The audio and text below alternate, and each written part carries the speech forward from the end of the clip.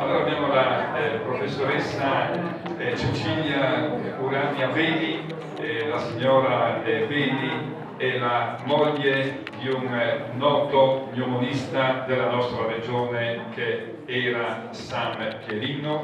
San Pierino è venuto a mancare a 89 anni 6 anni fa.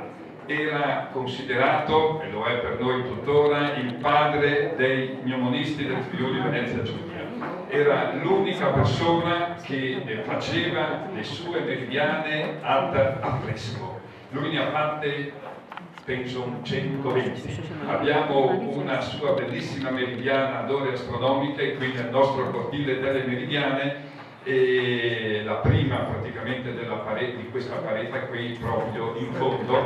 Io l'ho invitato, una carissima persona, lui è stato un noto artista e scultore. Pensate che a Pordenone, sul campanile della chiesa di San Marco, ha fatto la statua dell'angelo alta 2,5 metri, che adesso è in restauro. Ha anche la statua di San Francesco, sempre nel centro di Pordenone, ma a livello nazionale ha fatto numerose opere, aveva anche la passione dei cavalli, ha fatto molte opere anche di questo. Recentemente ho avuto modo di prendere contatti con la signora Beni, la quale si è resa molto disponibile nei confronti del Circolo Culturale di Varca di portare alcune sue opere qui ad Aiello, e abbiamo proprio nella mostra abbiamo 10 opere leografiche particolari, dove c'è la descrizione anche sul suo libro qui in esposizione. Quindi ringraziamo la signora Beni che ha voluto anche venire a portare la testimonianza di suo marito, facendoci vedere queste sue meridiane, che hanno anche un suo tratto molto particolare. Adesso lo vedrete. Prego.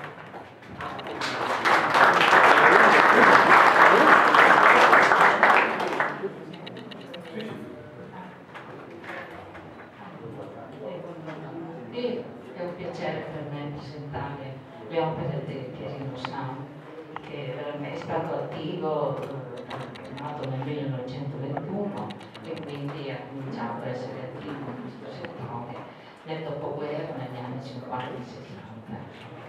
Quindi per questo ne ha volute realizzare moltissime. Questo manifesto qui, questa locandina presenta appunto le rinnovabili che sono esposte in ingresso. Questo qui rappresenta i cavalli, che è la sua passione, l'ha rappresentato in molti luoghi, anche nella sua casa. E la linolografia è un pannello, un linoleum che viene inciso con dei segni, e che funge da pannello per la stampa, quindi si possono produrre diversi fogli su questa base che è stata grafiata, insomma, è stata incisa all'inizio. Andiamo avanti.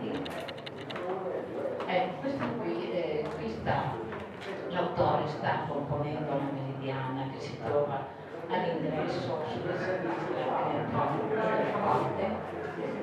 E questo qui è la sinopia o lo spolvero, che sarebbe la carta che viene preparata in precedenza, il foglio in precedenza, e che è il progetto della meridiana. Quindi per l'ingresso è necessario questo spolvero o carta, insomma, in cui si fa il progetto, che poi verrà applicato sulla parete. E quindi ecco, questo qui è il primo passo, però il primo passo antecedente a questo è di pugnare la parete, cioè scarpellare la parete. Questo è un'azione tecnica, scarpellare la parete e stendere una lieve manta, come fanno tutti gli affreschisti, come ha sempre fatto gli affreschisti anche nei secoli scorsi. E quindi stendere una lieve manta, e questo lo fa un laboratorio in precedenza. Quindi quando la manta, poi questa lieve manta bianca, si asciuga in poche ore, e quindi l'autore deve fresco in poche ore, di solito è di mattino, e quindi per questo motivo non può fermarsi a fare dei particolari molto precisi, molto diciamo lunghi da realizzare, e quindi questi affreschi sono fatti così in maniera molto veloce, anche se interessanti sono diciamo la forma grafica e pittorica. Ecco, questa qui invece, questa famosa carta sinopia che viene applicata per il progetto, e quella qui è stata tolta, e qui si comincia, siccome prima è stato fatto, ci è stata forata questa carta, come fanno tutti gli affreschi, forata in tutti i punti, e attraverso questi fori si tampona con un colore e rimangono dei puntini che poi vengono collegati dall'autore. Questa qui è una forma diciamo per produrre l'affresco. Qui ecco, sulla parete e sta terminando, sta facendo. Si sente?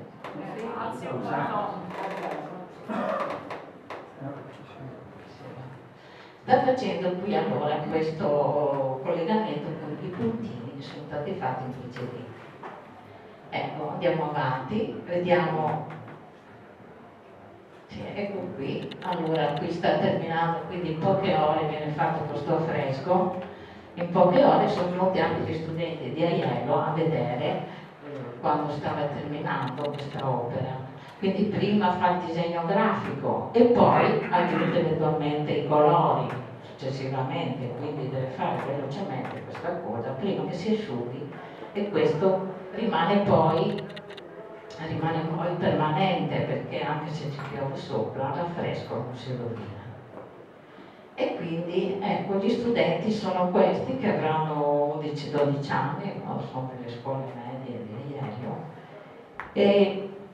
ed è l'età giusta per cominciare a imparare degli elementi scientifici, perché prima dell'età di 11 anni, 12 anni non è tanto indicato far studiare ai bambini cose, elementi tanto scientifici, perché non sono adatti a questo. Quindi certe volte anche gli insegnanti cercano di preparare per questi bimbi elementi a cui non sono adatti.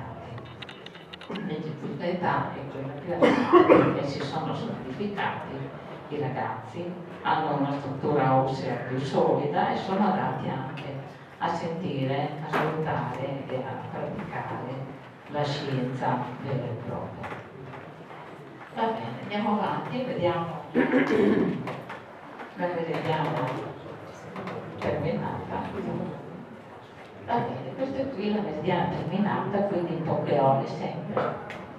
E la caratteristica di questo autore è di usare un colore, massimo 2 colori, non tanti colori, perché disturberebbero anche la vista. E quindi qui, per poter leggere bene tutti i segni, i numeri, è meglio non disturbare la vista con tanti colori. Quindi questo è scelto l'autore. E quindi una specie di chiaroscuro, invece che bianco e nero c'è un giallo e un bruno, no, c'è bruno, insomma, che produce il chiaroscuro. E dunque l'oscuro, come vediamo, la zona più scura è nella parte terminale, e questo elemento, mettere l'oscuro nella parte terminale, fa sì, nelle zone periferiche, fa sì che la luce centrale esalti di più. Se voi togliete questa parte periferica che è un po' scura, l'occhio non riesce più a concentrarsi bene sul centro del quadro qui. Quindi fate magari la prova e vedrete che così è. E quindi ecco, questi sono dei cartigli che lui apprezzava e realizzava spesso, il cartiglio, che ricorda però la cartapecora. Ricorda la cartapecora perché se dovevano scrivere in tempi antichi su una pelle di pecora, la pelle di pecora non era né quadrata né rettangolare, ma presentava delle altre, diciamo, delle continuazioni, quindi degli altri settori, perché la pecora non era quadrata, aveva le zampe, la testa, eccetera. Quindi questo ricorda un po' questa pecora. Va bene, allora poi, sempre in queste 2 ore in cui diciamo, realizzava la Meridiana, scriveva tutti i dati storici per la memoria. I dati storici per la memoria sono l'anno, sono l'autore, 2004, questo qui è fatto, lui aveva 93 anni nel 2004. Quindi 2004, poi c'è il paese, la provincia da cui lui veniva, addirittura Pordenone in questo caso, no? E poi anche qualche riferimento al luogo, per esempio agli edifici circostanti, al tipo di paesaggio, faceva sempre questi tipi di riferimenti per non staccare completamente la Meridiana dal luogo in cui veniva effettuata. Va bene, allora qui possiamo individuare l'ognomone lassù, che anche se piccolino si vede che questa Meridiana è stata fotografata alle ore, come vedete qua, non riesco non mi impedisce. Non mi impedisce.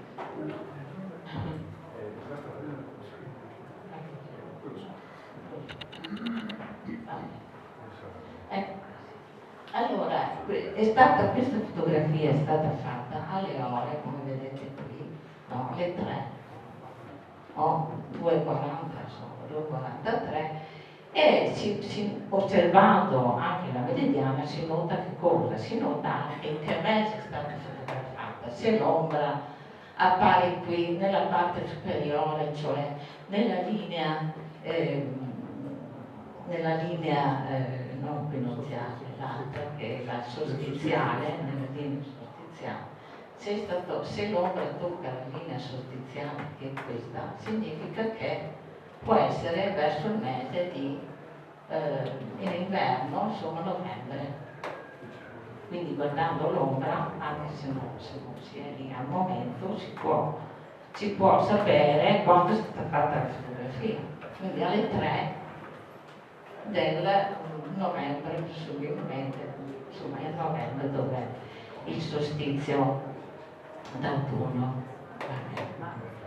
Allora, qui ci sono dei riferimenti a castelli, questo lo fa sempre perché era appassionato di storia, quindi faceva sempre questi riferimenti al castello, all'antico medioevo, a che cosa c'era in antico in quel luogo, quindi una ricerca storica avanzata.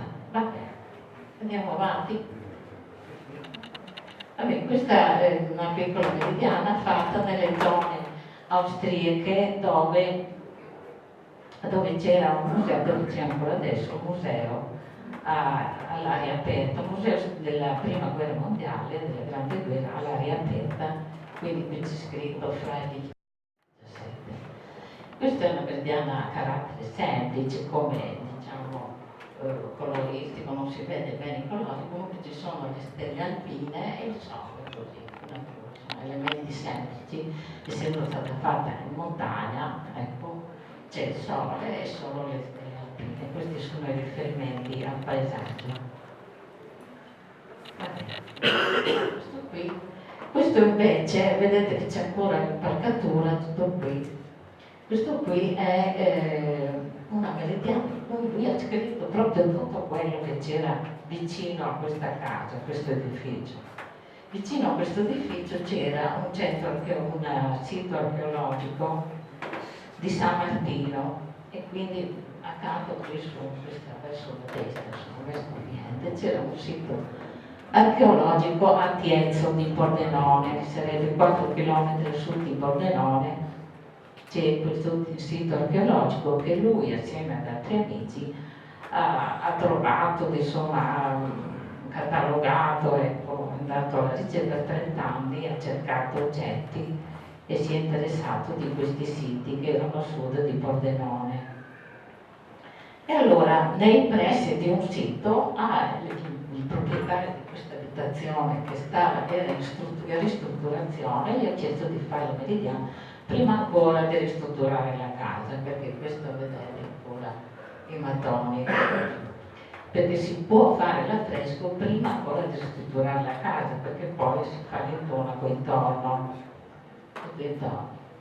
Va bene, allora qui è scritto proprio tutto quello che c'era da scrivere e che c'era nei pressi di questa casa, di questa meridiana. C'è scritto uno dei centri archeologici di Tiezzo, scelti in epoca romana dalla centuriazione I secolo a.C., V secolo d.C. Ricostruzione panoramica qui adiacente, centro di costruzioni, perché lì si supponeva ci fosse una fornace, con la produzione di laterizi. Quindi è scritto centro di costruzione di materiale edilizio.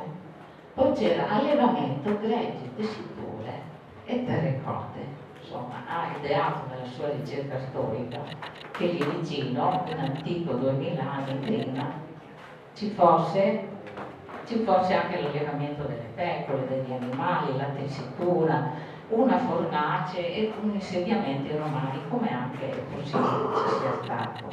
Non si torna indietro un momento.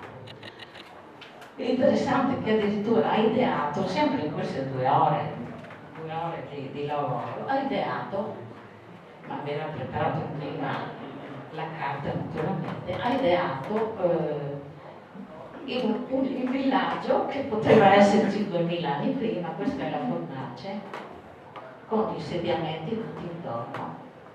Ha ideato, nella sua fantasia storica, insomma, ha ideato, potrebbe essere anche vera, ha ideato questo centro antico con la fornace in cui si cuocevano tutte le terrecote. Poi, aspetta, questi sono i reperti trovati lì in tutte, che sono le anfore, un embrice, l'antifissa che si poneva davanti alle case, vari oggetti di ceramica, insomma, e così. 2002, questo è il 2003, andiamo avanti. Ecco, questo qui è quando l'ha colorato un po' di tempo dopo, andiamo avanti. Questo qui sarebbe...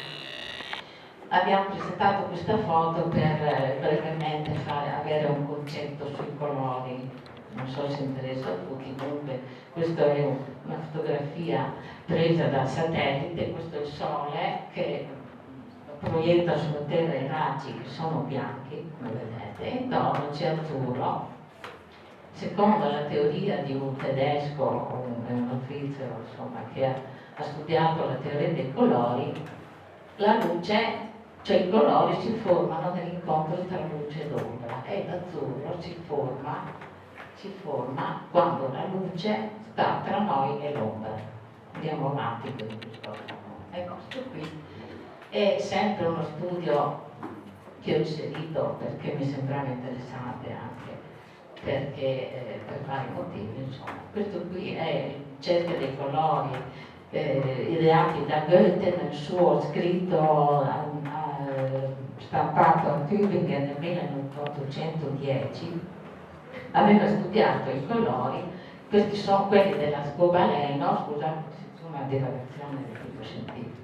Questi sono della scobaleno, ma sono 6 e non sono 7, perché qui manca l'indaco. L'indaco l'ha associato al violetto e al blu. Ho fatto questa divagazione perché i colori che usava Sam sono spesso complementari, dopo lo vedremo più avanti. Complementari sono questi che stanno uno di fronte all'altro. Se uno guarda il rosso, definiti complementari. Prego? Se uno guarda il rosso intensamente, poi guarda una parete bianca, si vede formarsi il verde, quello è il colore complementare. Il blu, se lo osserva, poi vede formarsi l'arancione e andiamo avanti. Anche questo è per dimostrare che tra noi qui il blu è più intenso e andrebbe verso il nero, qui è più chiaro, sempre per questo motivo, secondo il principio, per cui c'è l'azzurro perché tra noi e l'oscurità del firmamento c'è la luce. Andiamo avanti. Lo stesso rosso, se tra noi e la luce è questa che state notando, c'è l'oscurità e c'è un mezzo torbido, l'aereo diventa rosso. Andiamo avanti. Va bene, questa è una meridiana sempre tipica sua, sempre con il cartiglio e quindi questa specie di cartapecora. Qui sempre c'è, quasi sempre mette i punti cardinali per far notare che il nord, effettivamente il nord di questa parete si trova in questa posizione esatta, l'est in questa e l'ovest in questa. Quindi spesso metteva i punti cardinali per dimostrare, perché c'è uno studio del grado di inclinazione della parete, per dimostrare che quella parete si trova in questa posizione. Anche così uno che viene a vedere per la prima volta dice si documenta su in che posizione sta questa parete. Che sta in questa posizione, quasi verso nord, quasi orizzontalmente a un asse orizzontale terrestre. Va bene, allora, no. Questo è interessante, questo legnomone l'ombra e qui sempre si può individuare che è stata fotografata, questa è l'equinoziale, è la solstiziale estiva, primaverile, quindi si può dedurre che è stato fatto alle ore 9 del mese di presumibilmente maggio, perché c'è marzo, aprile, maggio, giugno, no? Divisi in 4 settori, qua potrebbe essere maggio. E va bene, poi ci sono queste scritte che spesso faceva fuggi d'ora, ore te lavora, ma qui non ci dilunghiamo, se no ce la andiamo avanti. Questa qui è stata fatta a Tiezzo, il suo paese natale, ed è un po' scura, no? E qui, vabbè, non facciamo discorsi un po' sul colore, perché sennò. Va bene, questo è il paese di Tiezzo, dove lui è vissuto per tanti anni, andava avanti da qui a Pordenone, questo è il fiume, quindi sempre una caratteristica che lega la meridiana al luogo in cui viene eseguita. E andiamo avanti. Questo qui è stato fatto in montagna ed è un quadrato, non è più un cartiglio, un rettangolo, scusate, non è più un cartiglio ed è una base esatta, cioè di 90 gradi, è presa probabilmente con il pendolo, come si chiama il pendolo, il piombo, va bene. E questo è interessante perché il sole che lui fa spesso non è in alto, nel quadro in alto, bensì è verso la metà. Questa è la linea del solstizio d'inverno e la linea del solstizio d'estate dovrebbe essere qui, che è fuori del quadro, come vedete. No? E perché l'ha fatto? Perché di solito mette sempre tutte e due le linee del solstizio, le mette quella d'estate che è quella di primavera, d'autunno le mette tutte e due, e questo è l'equinoziale. Le mette tutte e due, ma questa volta non le ha messe. Perché? Perché siccome è stata fatta in montagna questa meridiana in montagna, e dove c'è, nella montagna friulana, dove ci sono le aquile, e il luogo, l'edificio si chiamava all'Aquila Nera, quindi lui ha voluto esprimere la qualità del luogo anche in questo modo. Quindi ha fatto l'aquila, e l'aquila che era imponente e grande, dove occupava la parte superiore del quadro, e perciò tutto si è calato verso il basso. E quindi la linea, questa del solstizio d'estate, non è stata fatta, infatti l'ombra va fuori, come vedete. L'ombra arriva fuori, qui dovrebbe essere il solstizio d'estate. Scusate, di primavera. Ecco, questa è fatta nel 98 e quindi è una decorazione interessante perché sta in un ristorante, un piccolo ristorante di montagna, che dà questa caratteristica speciale proprio alla parete, insomma, e rende un po' individuale la parete. Va bene, andiamo avanti. Questa qui invece, come vedete, è un quadrato, anche uno rettangolo, anche questo, e la linea dell'equinozio è perfettamente quasi orizzontale, insomma, rispetto alla base. Cosa significa? Significa che questa parete si trova esattamente in linea est-ovest, una direzione della parete esattamente est-ovest. L'est è sempre a destra nelle sue meridiane e l'ovest è a sinistra all'occidente. E qui non si vede l'ombra a destra e spesso non si dà anche le costellazioni che non si sente più qua. Le costellazioni, cioè la cerchia delle costellazioni che sono Ariete, Toro Gemello, Leone, Vergine, Bilancia, Scorpione, Sagittario, Capricorno, quadro invece Ariete, che è la cerchia delle costellazioni. Lo metteva spesso questa cerchia delle costellazioni. Va bene, e poi sempre il paesaggio riferito a Venezia, si vede subito che è una casa di Venezia. Andiamo avanti. Questa meridiana è fatta nel scritto qui 78, e quindi perché ha ideato questa forma? Perché c'era un arco e probabilmente era anche questo edificio vicino a uno dei altri edifici religioso e quindi ha rispettato l'arco, quindi ha fatto questo arco qui del solstizio di primavera, questo arco, per accompagnare l'arco dell'atterrificio. E qui c'è un'annunciazione, come sempre, qui spesso ha fatto moltissime opere religiose, questa qui è un'annunciazione con l'azzurro, dall'arancione, c'è tutto quello. Facciamo vedere velocemente l'immagine. Sì, e poi sì, questa qui è infatti un centro di accoglienza e quindi la scritta è interessante, la scritta dice, e sono parole di San Francesco, laudate sia il Signore, in tutte le creature, specialmente mi serve quindi questo qui è un altro edificio sempre con riferimenti alle costruzioni medievali, al castello medievale.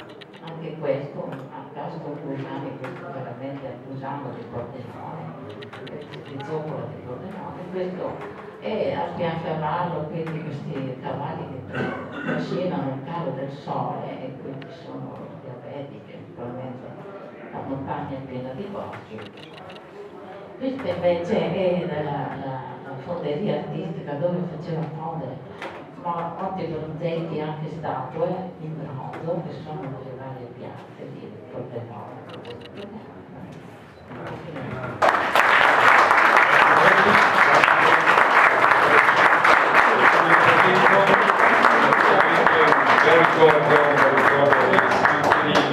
E noi lo portiamo molto nel cuore, visto che lo abbiamo conosciuto, e tra l'altro sul primo libro stampato dal Circolo Culturale La Varca nel 98 è l'unico numerista in immagine che è stata inserita proprio come stampa sul libro.